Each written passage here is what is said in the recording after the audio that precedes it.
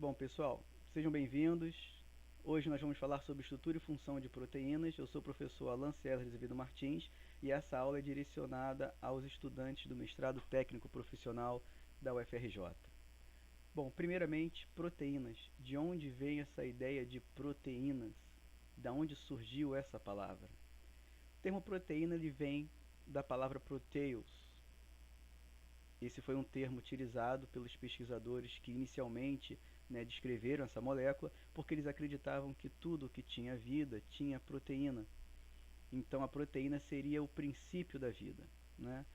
Hoje a gente já sabe que não é só a proteína, mas existem outras biomoléculas, como a gente está vendo nesse curso, que são necessárias para a existência da vida.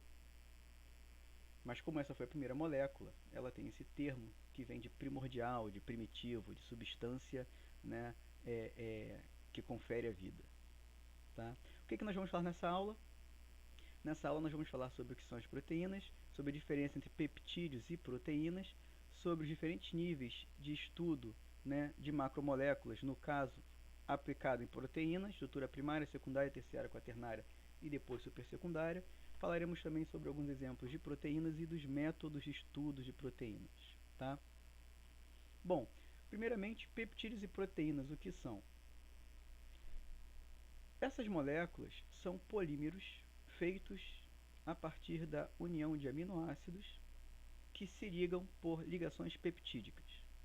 A grande diferença está no tipo de ação, de função biológica e no tamanho. Peptídeos são em geral moléculas pequenas, têm até 100 aminoácidos. Peptídeos são biologicamente ativos, eles participam de eventos de sinalização, eles participam como substrato de alguma reação química. Como exemplo, nós temos hormônios, ocitocina, bradquinina, glucagon, que são peptídeos.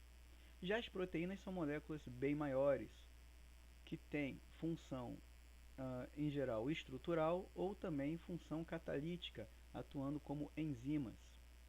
Tá? As proteínas, elas podem ser formadas pela união de uma ou mais cadeias de polipeptídeo. Então você pode ter mais de uma cadeia peptídica interagindo, formando ali uma proteína, um oligômero, como a gente chama. São várias subunidades. Aqui a gente tem um quadro que eu peguei emprestado ali do Lehninger, onde ele mostra proteína, o tipo, um exemplo de uma proteína, o peso molecular correspondente, o número de resíduos, ou seja, a quantidade de aminoácidos que formam essa proteína, tá? E o número de cadeias polipeptídicas que compõem essa proteína. Então ali, a primeira nós temos citocromo C, humano, peso molecular 13.000, 104 aminoácidos formando ela só tem uma cadeia polipeptídica. Lá, por último, nós temos a titina, que é a maior proteína encontrada no organismo humano. Ela tem um peso molecular de 2.993.000, formada por 26.926 aminoácidos. Ela só tem uma cadeia polipeptídica.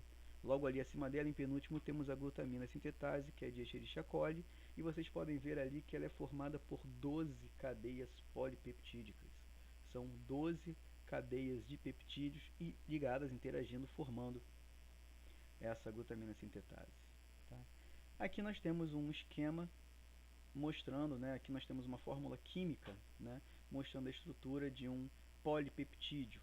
Polipeptídeo, então, é esse polímero formado por vários aminoácidos. Aqui nós temos a estrutura de um aminoácido, que vocês já conhecem bem, carbono alfa, ligado a hidrogênio, carboxila, amina e o radical. Cada aminoácido tem um radical, e aí você tem então aminoácidos diferentes entre si. Tá?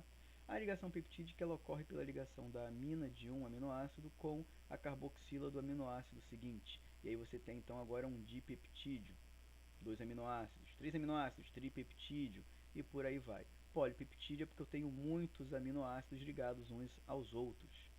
Tá? Aqui nós temos como exemplo um dipeptídeo comercialmente utilizado. A gente usa muito ele na forma de essa molécula, que é o aspartame. Nós temos aqui um aspartato unido a uma fenilalanina e é utilizado como adoçante. É o que a gente encontra em diversos produtos que usam, ao invés de açúcar, o adoçante. É um dipeptídeo, não é um carboidrato. Quando a gente fala dessa interação, dessa ligação peptídica, quando a gente fala das ligações entre as moléculas, entre os átomos, né, que estão formando aquele polipeptídeo, a gente vai observar que a interação de carbono da carboxila com nitrogênio da amina, carboxila de um aminoácido e a amina do aminoácido seguinte, esses átomos eles se encontram todos no mesmo plano. É uma ligação rígida e plana. No entanto, a ligação da amina com o carbono alfa e a ligação do carbono da carboxila com o carbono alfa são ligações que são flexíveis e permitem torções. Isso é importante porque vai ser devido a essa torção, ao ângulo que se forma. Então, quer dizer, esse carbono alfa ele tem várias posições que ele pode assumir no espaço tridimensional. Ele pode ficar mais elevado, ele pode ficar mais abaixado, de acordo com os ângulos que se formam entre o nitrogênio e o carbono alfa e a carbono da carboxila e o carbono alfa. Tá? Essas torções entre o nitrogênio e a carboxila, essa torção se chama torção φ, e entre o nitrogênio e o carbono alfa, torção, ângulo de torção φ, e entre o carbono alfa e o carbono da carboxila, ângulo de torção ψ. Essas torções são o motivo de você ter diferentes conformações espaciais na proteína. Então a proteína ela pode adquirir diferentes formas de acordo com as torções que a gente encontra nesses ângulos. Tá? Isso vai ser importante para a gente entender a estrutura secundária, estrutura terciária, estrutura quaternária.